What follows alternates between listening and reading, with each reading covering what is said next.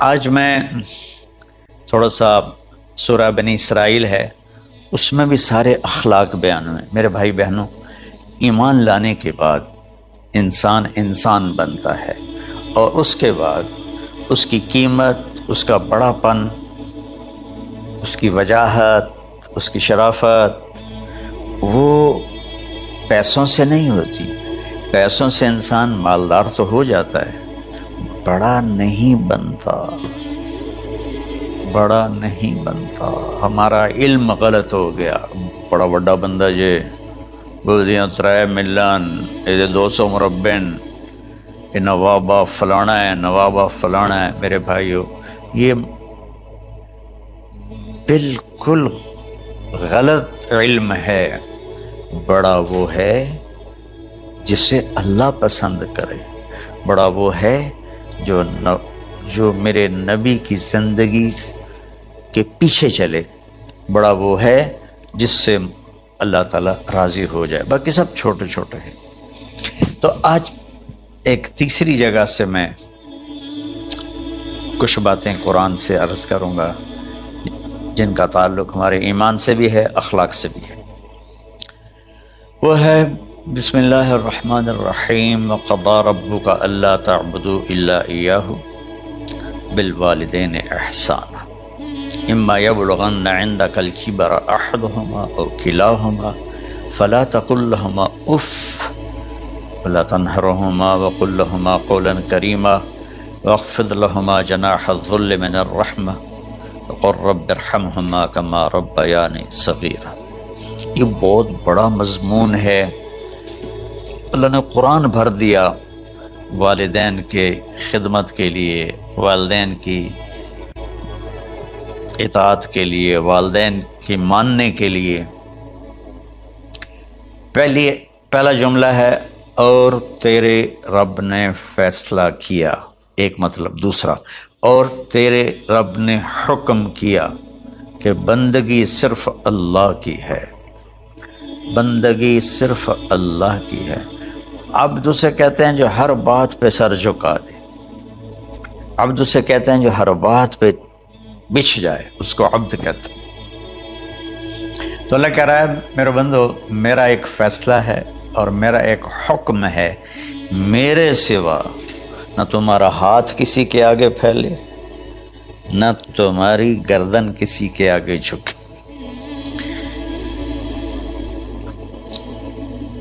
ایک دوسرے سے مدد لینا، اس کو ایک دوسرے کی تعاونوں میں آ جاتا، تعاونوا علی البر والتقوی، ایک دوسرے کا ساتھ دو، ایک دوسرے کی مدد کرو۔ میرے نبی قرضہ اٹھاتے تھے، میرے نبی جب انتقال ہوا تو آپ کی زرہ 9 وسق پر، وسق 5 من کا ہوتا ہے، تو وہ جو کے بدلے آپ نے زرہ رکھوائی تھی کہ جب میں تمہیں ادا کروں گا زرہ لے لوں گا، اور آپ کا انتقال ہو گیا، آپ زرہ اپنی واپس نہیں لے سکے۔ وہ چیزیں جن کا تعلق صرف اللہ کی ذات سے ہے اور کوئی نہیں کر سکتا، اس میں صرف اللہ کے آگے ہاتھ پھیلا۔ جیسے ہم کہتے ہیں مدد، نصرت، اللہ کہتا میں ہوں، الا ان نصر اللہ قریب، سنو میری مدد تمہارے قریب ہے۔ تو اللہ تعبدوا الا ایاہ، بس ایک چھوٹا سا جملہ اللہ نے یہاں کیا، چونکہ یہاں اللہ نے والدین اور اخلاق بتانے تھے تو اپنے لیے صرف ایک جملہ بولا، باقی باتیں بھی اللہ کے لیے ہیں،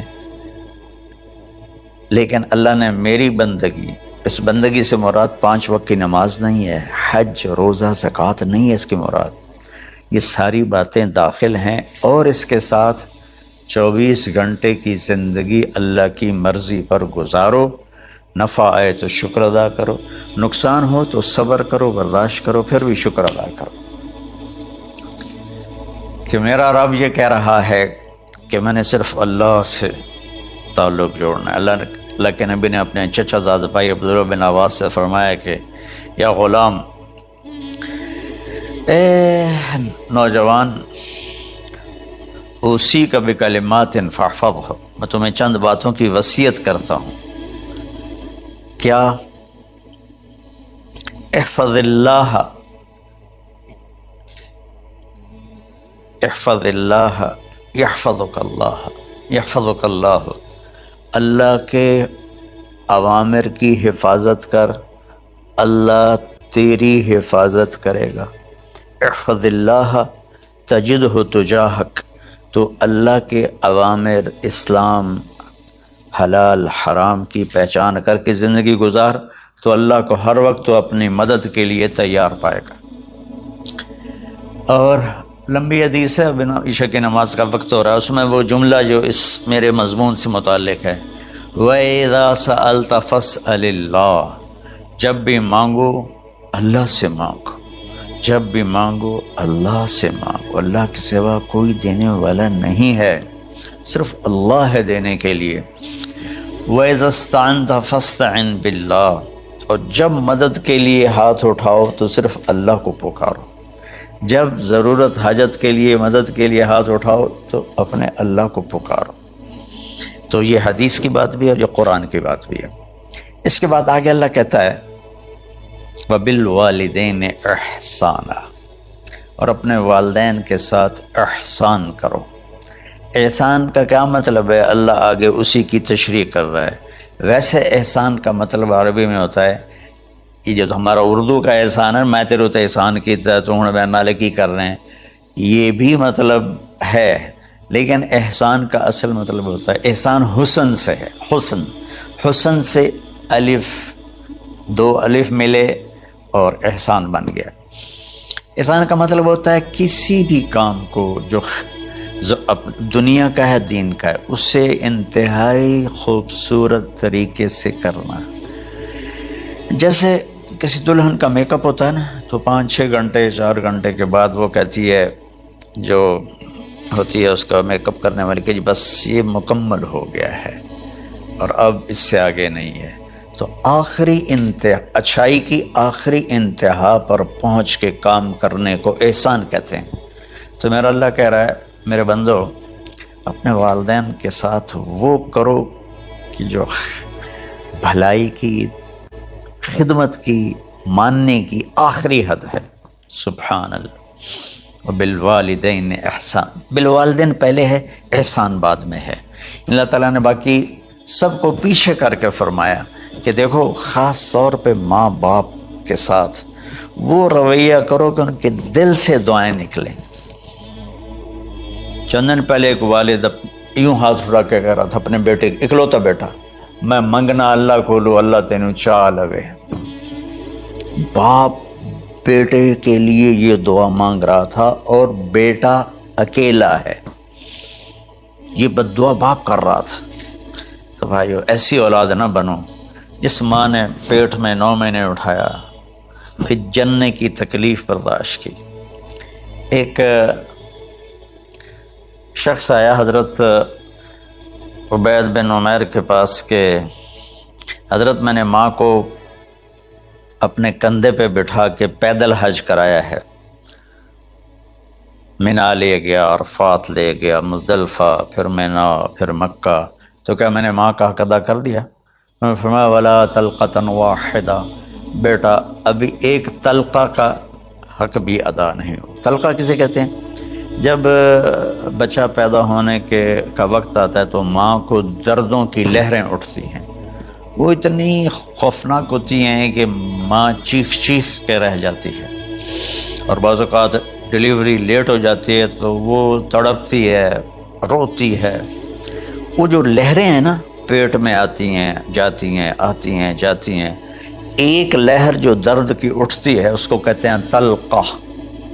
میں قربان جاؤں، انہوں نے فرمایا بیٹا ابھی تیری ماں نے جو تجھے جنا تھا، اس وقت جو تجھے درد، وہ تیری ماں نے درد کی لہریں برداشت کی تھی، اس میں سے ایک لہر کا بھی حق ادا نہیں ہوا، یعنی کہ حق ادا ہو ہی نہیں سکتا۔ یہ مطلب کہ حق ادا ہو ہی نہیں سکتا، کہ بیٹا ابھی ایک کا بھی نہیں۔ پھر حضرت عبداللہ بن عمر سے ایک شخص نے پوچھا کہ اچھا یہ جو آدمی تھا یہ خراسان، یہ ایران میں ہے اور افغانستان میں، یہاں سے ماں کو پیدل کندھے پہ بٹھا کے مکے پہنچا تھا، اندازہ لگا اس نے کتنی مشقت اٹھائی۔ اور عبید اللہ بن عمیر کہتے ہیں بیٹا ابھی ایک لہر کا حق ادا نہیں ہوا۔ یہی سوال حضرت عبداللہ بن عمر سے کیا ایک شخص نے کہ حضرت میں نے اپنی ماں کو حج کرایا ہے، سارا میں نے پیدل کرایا ہے اور کندھے پہ اٹھا کے کرایا ہے، تو کیا میں نے ماں کا حق ادا کر دیا؟ ولا ظفرۃ واحدہ ولا ظفرۃ واحدہ۔ کہ بیٹا تیری ماں نے تجھے پالتے ہوئے جو تھک تھک کے لمبے لمبے سانس لیے، ہوکے بھرے، ابھی ایک ہوکے کا حق بھی ادا نہیں ہوا، یعنی حق ادا ہو ہی نہیں سکتا۔ تو احسان کے آگے تشریح آ رہی ہے۔ تو آج میں صرف اتنی بات کروں گا کہ میرے بھائیوں، میری بہنوں، میرے بچوں، میری بچیوں، اللہ کے واسطے ماں باپ کو دکھ نہ دینا، ورنہ اللہ بھی ناراض ہو جائے گا۔ چند دن پہلے ایک بچہ بچی میرے پاس آئے، دونوں میڈیکل اسٹوڈنٹ تھے، کہ ہم شادی کرنا چاہتے ہیں۔ تو بچی نے کہا جی میرے والدین ناراض ہیں، وہ نہیں، اس رشتے پر راضی نہیں ہیں۔ تو میرے باپ کہتے ہیں اگر تو نے یہاں رشتہ کیا تو تیری میری ایک درمیان خط آئے، کھچ جائے گا خلیج، ہم اس پار نہیں آئیں گے تو اس پار نہیں آئے گی۔ میں نے کہا بیٹی، جس ماں نے تجھے 9 مہینے پیٹ میں پالا، 2 سال تجھے دودھ پلایا، تیری پوٹیاں پیشاب صاف کیا، تجھے پیمپر باندھے، تجھے اٹھ کے راتوں کو اپنی چھاتی سے دودھ پلایا، کیا اب اس کا اتنا بھی حق نہیں کہ تم اس کی رائے کا احترام کرو؟ اتنا بھی حق نہیں ہے؟ تو میں نے کہا بیٹا میری کوئی رائے نہیں ہے، تو اگر تیرے ماں باپ راضی ہیں تو بسم اللہ ضرور کر، اگر راضی نہیں ہیں تو دیکھو موت تک تجھے ماں باپ کی دعا نہیں ملے گی، اور ماں باپ کی دعا نہ ملی تو کچھ بھی نہیں ملے گا۔ تو بھائیو دوستو، خاص طور پر آج کے کالج کے نوجوان بچے بچیاں یہ ماں باپ کے ساتھ بہت بدتمیزی کرتے ہیں، چونکہ اس میں والدین کا پہلا قصور ہے کہ انہوں نے ان کو دین نہیں سکھایا۔ بچپن میں انگلش میڈیم اسکول، پھر او لیول، پھر اے لیول، تو انہیں کیا پتہ ماں کون ہے باپ کون ہے۔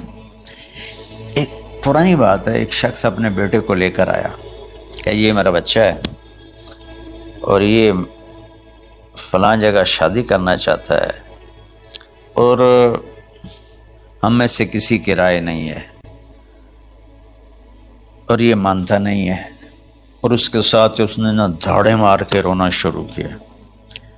تو میں نے بچے کو دیکھا تو یوں کر کے بیٹھا تھا، اس کا باپ رو رہا ہے، ہچ کیوں تو ایسے بیٹھا ہو۔ تو مجھے اچانک خیال آیا، میں نے کہا شیخ صاحب اس کو کہاں پڑھایا تھا؟ کہا جی امریکن اسکول۔ اس کے بعد آسٹریلیا بھیجا تھا مزید تعلیم کے لیے۔ ان کے شیخ صاحب اس بچے کا کوئی قصور نہیں، آپ کا قصور ہے، اس کو تو پتہ ہی نہیں میری ماں کیا ہے میرا باپ کیا ہے۔ ایک ہماری تہذیب تھی وہ ختم ہو گئی ہے، اس میں علم نہیں بھی تھا تو ماں باپ کا۔ میں نے اپنی آنکھوں سے دیکھا، میں نے اپنے دادا کو دیکھا لیکن میں یاد نہیں، لیکن جو میرے دادا کے چھوٹے بھائی تھے ان کو میں سنبھلتا ہوں، ان کو میں نے دیکھا ہے، 3ری 4تھی جماعت تک میں تھا۔ 61 میں ان کا انتقال ہوا، میری 9 سال عمر تھی، تو 8 سال۔ ان کے بیٹے جوان تھے، اور ڈیرے میں جب وہ بیٹھتے تھے تو ان کے بچے ان کے سامنے نہیں بیٹھتے تھے، ان کی پیٹھ کے پیچھے بیٹھتے تھے۔ اتنا ادب، حالانکہ چاروں کے چاروں دین نہیں جانتے تھے، تہذیب تھی، ثقافت تھی، جو آج کی تہذیب نے ہم سے سب کچھ چھین لیا۔ اب بھی آپ جاؤ بیٹا تھر پارکر میں گیا ہوں 2-3 دفعہ، اور وہاں مسلمان نہیں ہندو عورتیں جب گاڑی گزرتی ہے تو گھونگھٹ کو نیچے کر لیتی ہیں، اپنا چہرے کو فوراً چھپا لیتی ہیں۔ تو خیر بہرحال میں نے کہا شیخ صاحب اس بچے کا قصور نہیں، آپ کا قصور ہے۔ تو میرے بچوں، اپنے ماں باپ کو خوش کرو، راضی کرو، ان کا راضی ہونا اللہ کی رضا ہے۔ میں اس کی تفصیل انشاءاللہ آگے بتاؤں گا، آج میں صرف اتنا ہی میں نے تمہید باندھی ہے کہ ماں باپ کا کیا مقام ہے، ان کی کیا عزت ہے۔ ایک شخص آیا، یا رسول اللہ، میرا باپ میرے پوچھے بغیر میرا مال خرچ کر لیتا ہے۔ آپ نے کہا بلاؤ، چونکہ بچے کا ذاتی مال اگر ہو تو شرع کے لحاظ سے باپ پوچھ کے استعمال کرے، بغیر پوچھے استعمال نہ کرے۔ جب اسے پتہ چلا کہ میرے بیٹے نے شکایت کی ہے تو عرب کی شاعری تو مشہور تھی، انہیں دل دل میں کچھ اشعار پڑھے۔ جو آیا تو جبریل پہلے آ گئے، یا رسول اللہ، اللہ تعالیٰ کہہ رہے ہیں آپ اس سے پوچھیں وہ شعر بتاؤ جو تیرے کانوں نے تو نہیں سنے، تیرے دل میں آئے تھے اور اللہ نے سن لیے۔ پھر اس نے وہ اشعار پڑھے۔ موسیٰ علیہ السلام کے زمانے میں قحط آ گیا، بارش نہیں ہو رہی، سب نے آ کر عرض کی حضور بارش کی دعا کریں۔ کہا چلو، بارش کی دعا کی، نماز پڑھی، دعا کی، دھوپ اور تیز ہو گئی تو موسیٰ علیہ السلام نے عرض کی یا اللہ اسی بارش ہوگی تو دھوپ اور ودا چڑھ۔ تو اللہ تعالیٰ نے فرمایا موسیٰ یہ جو لوگ کھڑے ہیں اس میں ایک آدمی ہے 40 سال سے میرا نافرمان، 40 سال میں اس کی ساری فائل سیاہی سے بھری ہوئی، کوئی ایک وائٹ ڈاٹ کوئی نہیں، ایک سفید نقطہ کوئی، جب تک کھڑا ہوا ہے بارش نہیں کروں گا۔ وہ کتنا گناہ گار تھا جس کی دعا نے کلیم اللہ کی، جس کی گناہوں نے کلیم اللہ کی دعا کو روک دیا۔ خیال میں آ رہے میری بات؟ موسیٰ علیہ السلام نے اعلان کیا بھائی نکل جا میاں سارے دا بیڑا نہ بوڑ۔ تو اس نے ادھر دیکھا وہ شاید کوئی میرے جا ہور بھی ہوئے، وہ کوئی بھی نہیں تھا۔ تو اب وہ کہنے لگا لو خرجت ففضحت نفسی، اب اگر میں نکلا تو میں تو ذلیل ہو جاؤں گا، ولو مکثت لمنع الناس المطر، اور اگر میں کھڑا رہا تو بارش نہیں ہوتی، ٹھیک ہوگی بات۔ اب یہ اللہ کو پکارنے لگا، اور یہ پکار اللہ کی محبت میں نہیں، نہ ہی گناہوں کی ندامت میں ہے، یہ پکار ہے عزت بچانے کے لیے کہ میری عزت رہ جائے۔ تو اب یہ دل ہی دل میں کہتا ہے کہ عصیتک 40 سنۃ فامہلتنی، میرا رب 40 سال تیری نافرمانی کی، تو مجھے مہلت دیتا رہا، مجھے چھپاتا رہا، جئتک تائبا فاقبلنی، مجھے معاف کر دے۔ اب اگر تو نے بارش نہ کی، مجھے نکلنا پڑا، میں ذلیل ہو جاؤں گا۔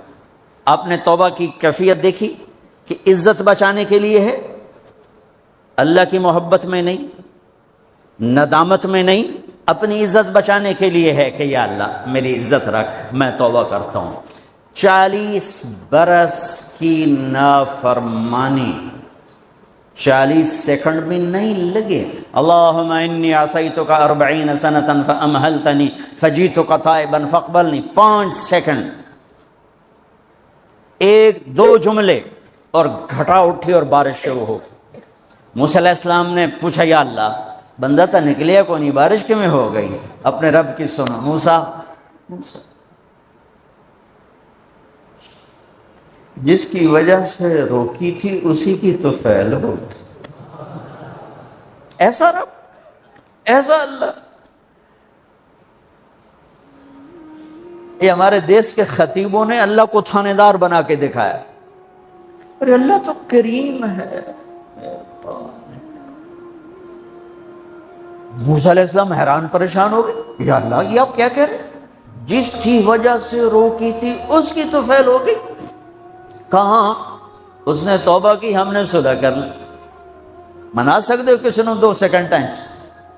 ماں جیسا پیارا رشتہ، وہ ناراض ہو جائے زور لاؤ، منا کے دکھاؤ، کتنے پسینے نکلوائے گی پھر جا کے معاف کرے گی۔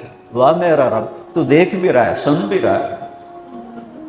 40 سال کی غلاظتیں، گندگیاں، اور یوں کہ موسیٰ جس کی وجہ سے روکی تھی اسی کی وجہ سے۔ کہ اللہ کیوں، کیسے؟ کہ اس نے توبہ کی، ہم نے صلح کی۔ کہ اللہ کون ہے؟ اللہ کون ہے؟ اللہ نے کہا واہ، جب نافرمانتا نہیں بتایا، جب توبہ کر لی کیسے بتاؤں؟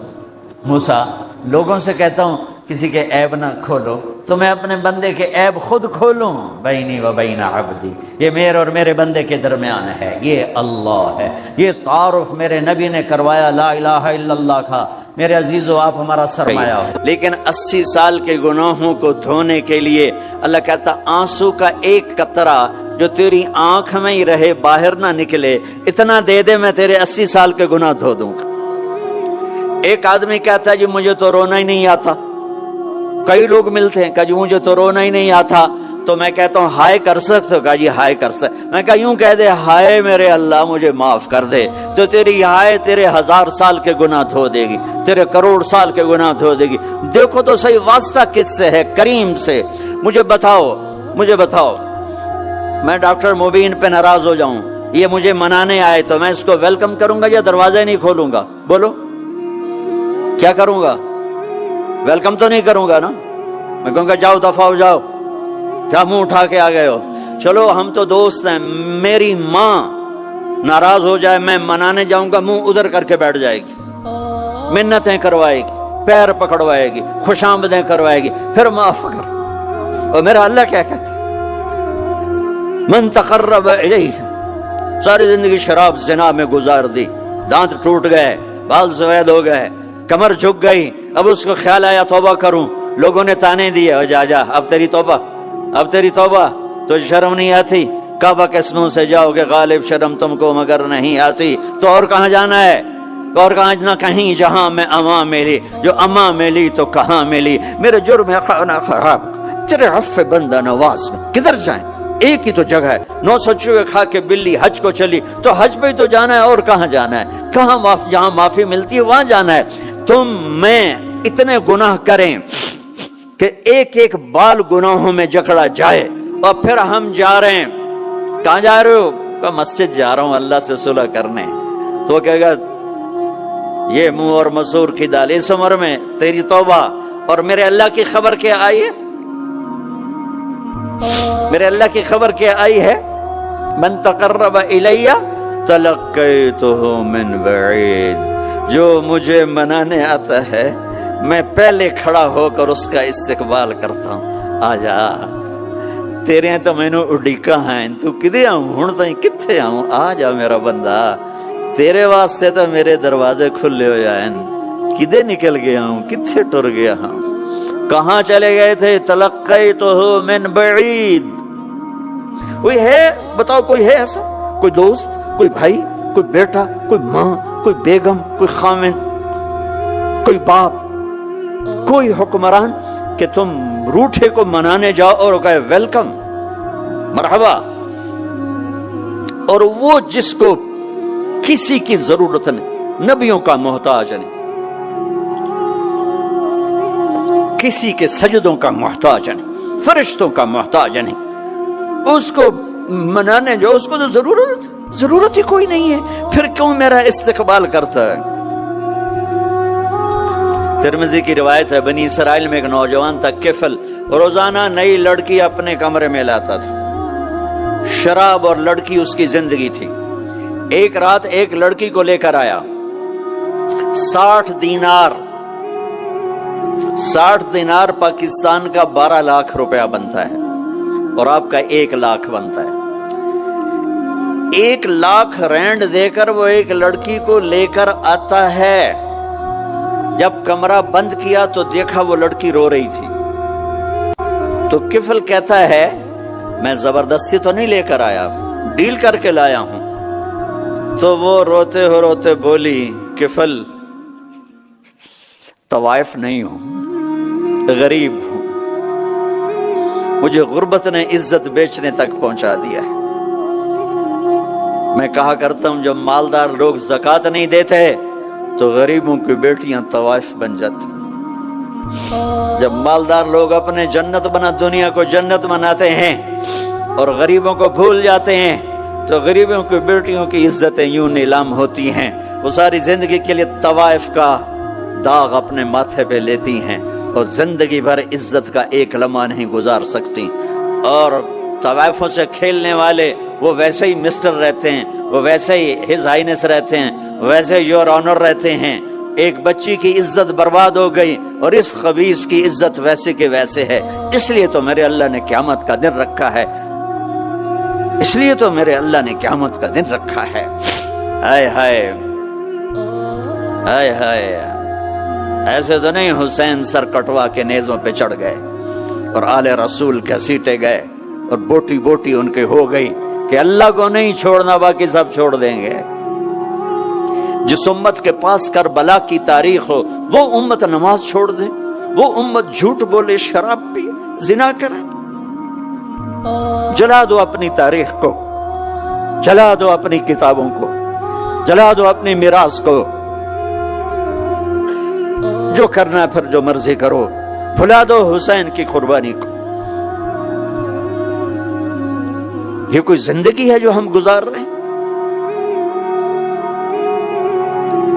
وہ عورت رونے لگی، وہ لڑکی رونے لگی، کفل عزت دار ہو، مجھے غربت نے طوائف بنا دیا ہے۔ تو کفل رو پڑا اور کہنے لگا میری بہن جس عزت سے آئی تھی چلی جا، جو پیسے دیے ہیں جا اپنی غربت مٹا، ہدیہ 60 دینار، 1 لاکھ رینڈ بنتا ہے، جا اپنی غربت مٹا اور میرے لیے دعا کر، میں بہت گندا انسان ہوں، میں تیری آنسوؤں کو دیکھ کر میں بھی توبہ کرتا ہوں۔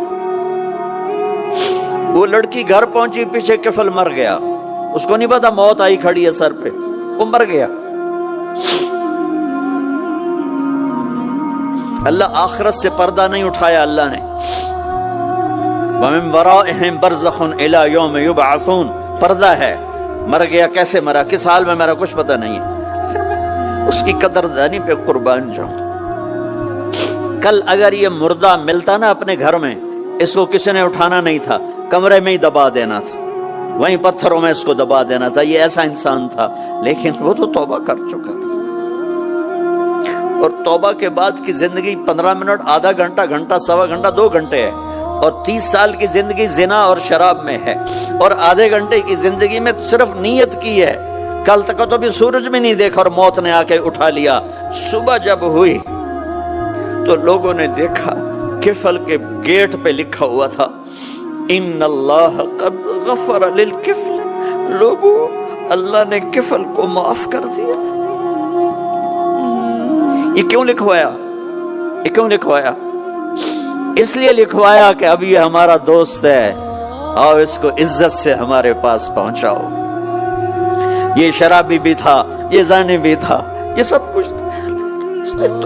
اس سے بڑا قدردان کوئی ہے کہ نیکی کرنے کا ایک دن اس کے پاس نہیں؟ ابھی آج اس نے نیت کی ہے کہ آج کے بعد میں نیک بن کے زندگی گزاروں گا، اور موت نے مہلت نہیں دی، خالی نیت پر میرے اللہ نے کیا کر دیا، اتنا بڑا مین گیٹ پہ نورانی سطر سے لکھا ہوا تھا ان اللہ قد غفر للکفل، اللہ نے کفل کو معاف کر دیا، یعنی جاؤ اس کو عزت کے ساتھ لے کر آؤ اور میرے دربار میں پہنچاؤ، یہ اللہ ہے۔ میرے عزیزو، اللہ کے واسطے اپنے اللہ سے دوستی کر لو، اپنے اللہ کو اپنا بنا لو۔